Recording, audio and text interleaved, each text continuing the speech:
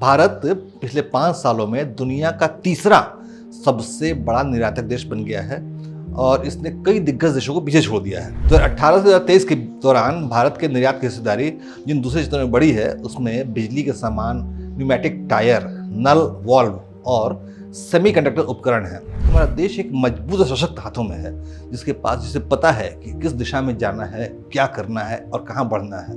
और यही वजह है कि देश बार बार नरेंद्र मोदी की सरकार को चुन रहा है और भाजपा की सरकार बना रहा है।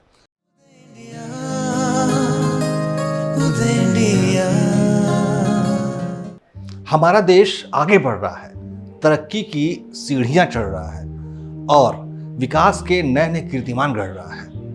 अब ये नई खबर ये है कि भारत से पेट्रोल और चीनी समेत कई सामग्रियों का निर्यात लगातार बढ़ता जा रहा है और बात ये हो गई है कि पिछले 5 सालों में भारत दुनिया का तीसरा सबसे बड़ा निर्यातक देश बन चुका है। नमस्कार, उदय इंडिया डिजिटल में स्वागत है आपका। मैं हूं अंशुमान आनंद।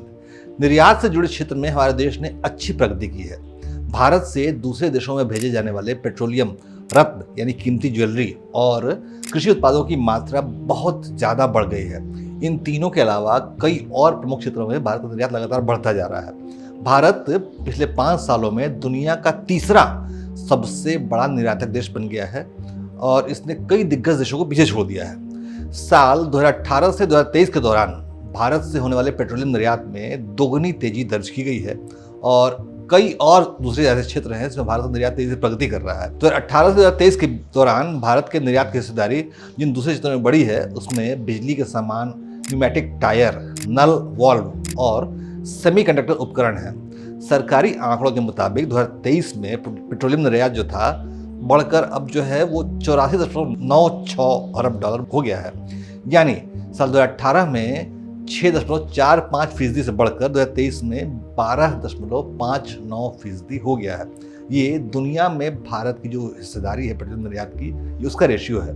इसके अलावा दूसरे सबसे बड़े वैश्विक निर्यातक के रूप में भारत उभरा है। साल 2018 में ये 5वें स्थान पर था।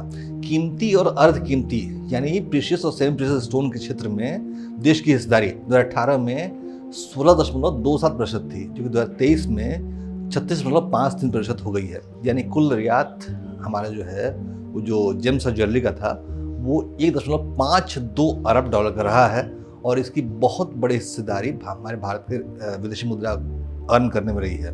इसके अलावा गन्ने के निर्यात में भी भारत ने तरक्की की है। दूसरे देशों को हमारा जो गन्ना निर्यात है वो 4 गुना बढ़ गया है। हमारे देश में गन्ना निर्यात 2018 में 0.93 अरब डॉलर का था, जो कि 2023 में बढ़कर 3.72 अरब डॉलर हो गया है। इससे भारत की वैश्विक बाजार में हिस्सेदारी 2018 में जो कि 4.17% थी वो 2023 में बढ़कर 12.21% हो गई है। इसके अलावा कीटनाशकों के मामले में देश की वैश्विक हिस्सेदारी 2018 में 8.52% थी, जो कि 2023 में बढ़कर 10.85% हो गई है। यानी दुनिया भर के देश अब अपनी ज़रूरतों को पूरा करने के लिए वो हम पर निर्भर हो गए हैं। कीटनाशकों का जो हमारा निर्यात था वो 4.32 अरब डॉलर तक पहुंच गया है। दरअसल अंतर्राष्ट्रीय कृषि और पर्यावरण मानकों को पूरा करने की हमारी क्षमता और कृषि रसायनों में नवाचार पर जोर देने के कारण ये सुधार हुआ है। आंकड़ों से पता चलता है कि साल 2018 में 5वें स्थान के मुकाबले अब भारत वैश्विक स्तर पर तीसरा सबसे बड़ा निर्यातक बन चुका है। सेमीकंडक्टर और फोटो सेंसिटिव उपकरणों का निर्यात साल 2018 में मात्र 0.16 अरब डॉलर था, जो कि अब बढ़कर 2023 में 1.91 अरब डॉलर हो गया है। इसमें कई गुना की वृद्धि हुई है। वैश्विक बाजार में देश अब 9वें स्थान पर है सेमीकंडक्टर के मामले में, जो कि एक बहुत बड़ी उपलब्धि है। साल 2018 में सेमीकंडक्टर के मामले में जो हमारा देश साल 2018 में 25वें स्थान पर रहा था। तो ये सब इसलिए हो रहा है क्योंकि हमारा देश एक मजबूत और सशक्त हाथों में है जिसे पता है कि किस दिशा में जाना है, क्या करना है और कहाँ बढ़ना है।